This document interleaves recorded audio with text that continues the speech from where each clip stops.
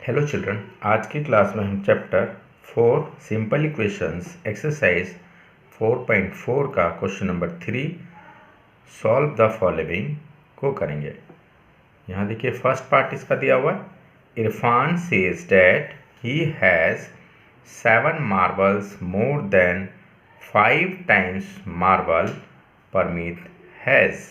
यहाँ कहता है कि इरफान कहता है कि उसके पास परमीत के मार्बल से 5 टाइम्स से 7 ज़्यादा है।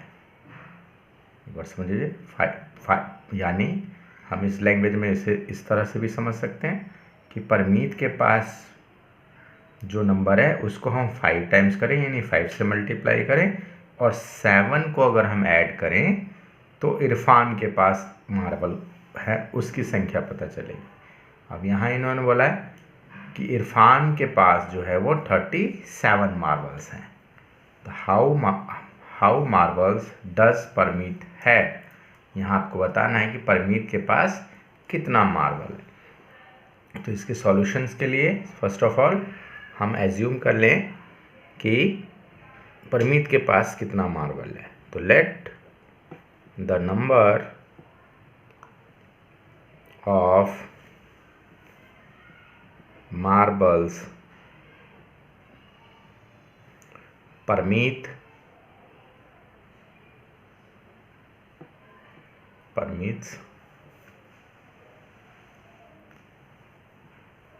हैज़ बी एम रख लेते हैं। एम यहाँ नंबर ऑफ मार्बल्स। तो मान लिया हमने कि परमीत के पास मार्बल्स हैं एम। अकॉर्डिंग टू क्वेश्चन अगर चले तो क्वेश्चन को अगर हम टैली करें तो हमारा इक्वेशन क्या बनेगा।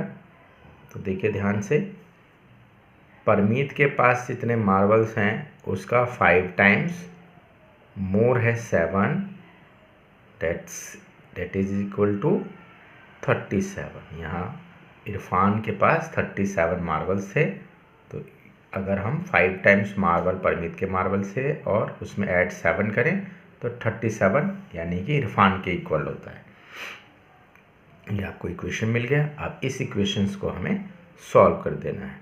तो इस इक्वेशन को सॉल्व करने के लिए पहले हम नंबर को सॉल्व करेंगे। तो हमने नंबर को सॉल्व करने के लिए इस प्लस का इस साइड लाए तो माइनस, दैट इज़ 30 और 5m आपका लेफ्ट में है। अब m वेरिएबल निकालना है तो 30 डिवाइडेड बाय 5। अब जब इसको सॉल्व करें तो 5 1 जा 5, 5 6 जा 30। तो m इज इक्वल टू इस कंडीशन में 6 आया। व्हाट इज इट मीन, इसका मतलब कि परमीत के पास जो मार्बल है वो 6 है, जो कि हमने अभी एज्यूम किया था। तो आप फाइनली रिजल्ट लिख सकते हैं, hence required number of marbles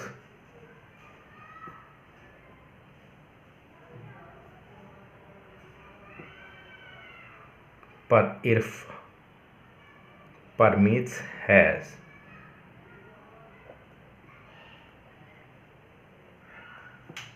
permit have equal to 6, क्योंकि यहाँ इन्होंने परमीत का मार्बल के बारे में पूछा था। देखिए ध्यान से, परमीत के पास कितना मार्बल्स आएगा, तो हमारा निकला है सॉल्यूशन में 6m की वैल्यू, जो कि हमने परमीत का माना था। तो इस कंडीशन में आपका परमीत के पास जो मार्बल है वो 6 मार्बल्स है। आई होप क्लियर हो गया होगा। चलिए इसी का हम सेकंड पार्ट देखते हैं।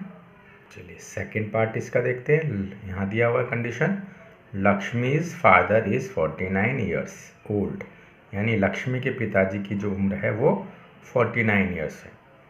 एंड रिलेशन क्या है लक्ष्मी और लक्ष्मी के फादर्स के एज में, तो यहाँ बोला गया he is 4 years older than 3 times Lakshmi's age. देखिए क्लू इसी सेंटेंस में लिखा हुआ है कि 4 ईयर्स बड़े हैं 3 टाइम्स, यानी लक्ष्मी की उम्र को 3 टाइम्स करें और उसमें 4 ऐड करें तो फादर की उम्र पता चलेगी, जो कि 49 ईयर्स है।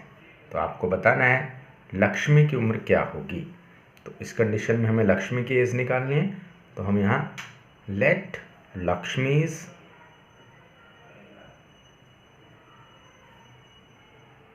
As be y stands for age, हमने यहाँ y एज्यूम कर लिया। अब देखिए इससे आगे क्वेश्चन के अकॉर्डिंग चलें तो अकॉर्डिंग टू क्वेश्चन हो जाएगा यहाँ। तो क्वेश्चन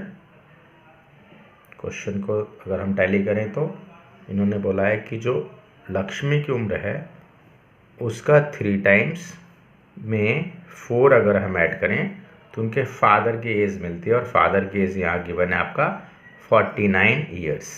क्लियर है? तो ये आपका इक्वेशन सेटअप हो गया। अब इक्वेशन को सॉल्व कर देना है। तो 3y इक्वल टू यहाँ 49, राइट के साइड लेके आएंगे तो ये माइनस हो जाएगा क्योंकि लेफ्ट में प्लस है। अब इस तरह से हमने यहाँ सॉल्व किया तो ये आपका 45 आता है। Now y is equal to what, तो यह मल्टीप्लाई है, इस साइड लेके आए तो इसको हमने डिवाइड करना होगा। जब हम इसको डिवाइड करें, देखिए इसको इधर ले आए, डिवाइड हो गया। अब इसको हमने सॉल्व तो 50, तो हेयर y यहाँ इस कंडीशन में आपका 15 आता है। और 15 क्या था? लक्ष्मीज प्रेजेंट एज, क्योंकि हमने यहाँ लक्ष्मी की उम्र y मानी थी, और y हमारा यहाँ क्या निकला, ध्यान से देखिए 50। तो फाइनली आपको रिजल्ट मिला, hence Lakshmi's age is equal to 15 years. यहाँ लक्ष्मी की उम्र जो है वो 15 ईयर्स आता है। क्लियर है? और उसके फादर की उम्र गिवन थी 49। आई होप क्लियर हो रहा होगा। देखिए इसी का थर्ड पार्ट देखते हैं। चलिए क्वेश्चन नंबर थर्ड पार्ट देखते हैं। थर्ड का यहाँ बोला गया people of Sundargram planted trees in a village garden, यानी सुंदरग्राम के पीपल्स जो हैं, लोग हैं, वो प्लांट कर रहे हैं, ट्रीज़ को लगा रहे हैं विलेज गार्डन में। और उसका कंडीशन दिया है कि some of the trees were fruit trees, उसमें से कुछ पेड़ जो हैं वो फ्रूट के हैं, and the number of non fruit trees, यहाँ कंडीशन दिया है कुछ नॉन फ्रूट ट्रीज भी हैं, बट यहाँ number of non fruit trees were 2 more than 3 times the number of fruit trees। ध्यान से देखिए, the number of non fruit trees were 2 more than 3 times the number of fruit trees, यानी कि non fruit trees का जो plant है वो उसका कंडीशन रिलेशन दिया है कि फ्रूट ट्रीज का 3 टाइम्स करें और उसमें 2 जोड़ दें तो नॉन फ्रूट ट्रीज मिल जाता है आपके पास। आगे देखिए condition, what was the number of fruit trees planted. यहाँ बोला गया है कि नंबर ऑफ फ्रूट ट्रीज यानी फल देने वाले पेड़ जो हैं वो कितने प्लांटेड हैं, जबकि कंडीशन दिया है यहाँ पर, ध्यान से देखिए यहाँ, if the number of fruit trees planted, तो यहाँ बोला गया if the number of non fruit trees planted was 77। आपको बताना है कि फ्रूट ट्रीज की क्या संख्या होगी जब कि नॉन फ्रूट जो है टोटल वो 77 है। यानी हम एक बार फिर से अगर समझे क्वेश्चंस को ध्यान से तो कि जो नॉन फ्रूट प्लांट का रिलेशन दिया है फ्रूट ट्री के साथ वो 2 मोर है 3 टाइम्स के, यानी कि जो हम यहाँ इस कंडीशन में अगर let fruit trees number of fruit trees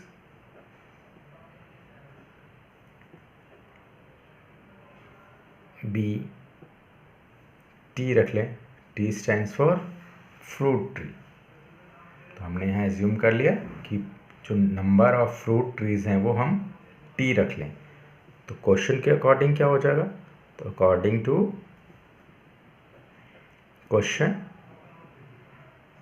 इन्होंने क्वेश्चन में दिया है कि नॉन फ्रूट ट्रीज जो है वो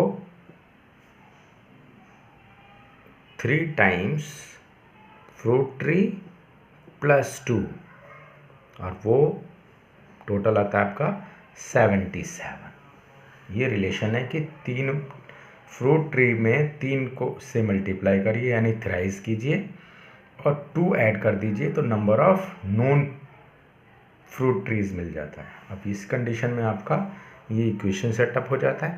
तो इस इक्वेशन को हमने अब सॉल्व कर देना है यानी 3t equal to 77 minus 2।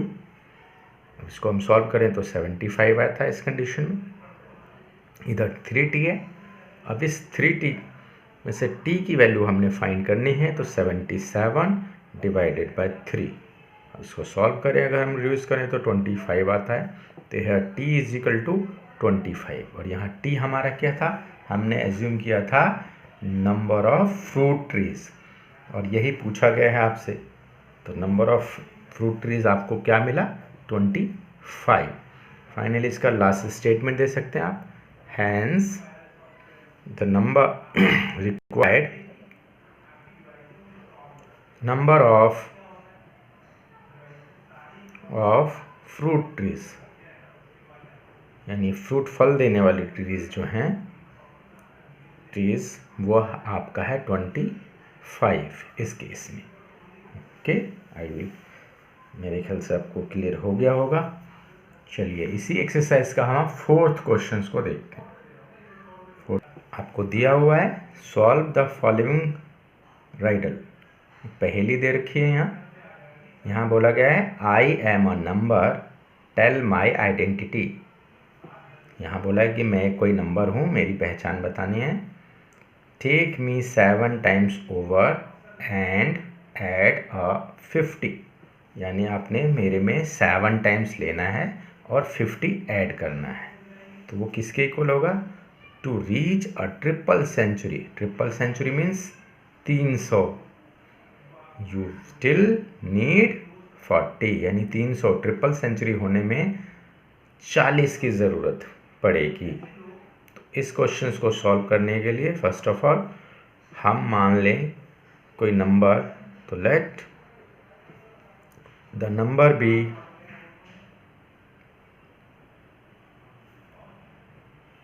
x।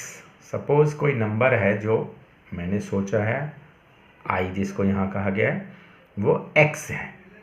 Question के अकॉर्डिंग चले तो अकॉर्डिंग टू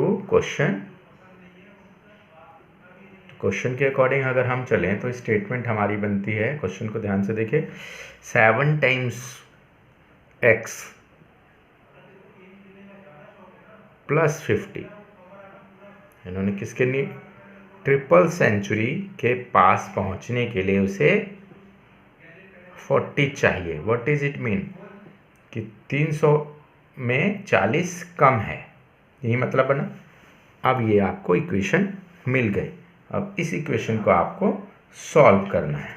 इक्वेशन को सॉल्व करने के लिए आपको देखिए ध्यान से, जब हम इसको सॉल्व करें तो इस कंडीशन में आपका आता है 260 और यह आपका है 7x प्लस 50, राइट। अब आपको इस नंबर को ट्रांसफ़र करके इधर लेके आना है, यानी 260 माइनस 50। जब हमने इसको सॉल्व किया तो इस कंडीशन में सॉल्व करें अगर हम, तो ये 7x राइट की तरफ पहले नंबर को सॉल्व करना है यानी 210। यहाँ तक क्लियर है। अब आपको x इज इक्वल टू करना है, यानी कि x is equal to what, divided by 7, यानी 210 को 7 से डिवाइड कर देना। 7 3 जा 21 और ये 0 30, यानी x इस कंडीशन में आपका 30 आता है। यानी कहने का मतलब है जो आपने नंबर सोचा था वह 30 है। तो आप फाइनली लास्ट स्टेटमेंट देंगे, hence required number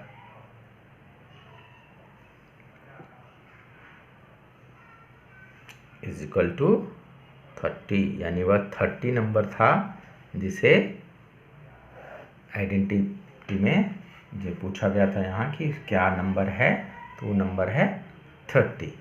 I hope clear हो गया होगा।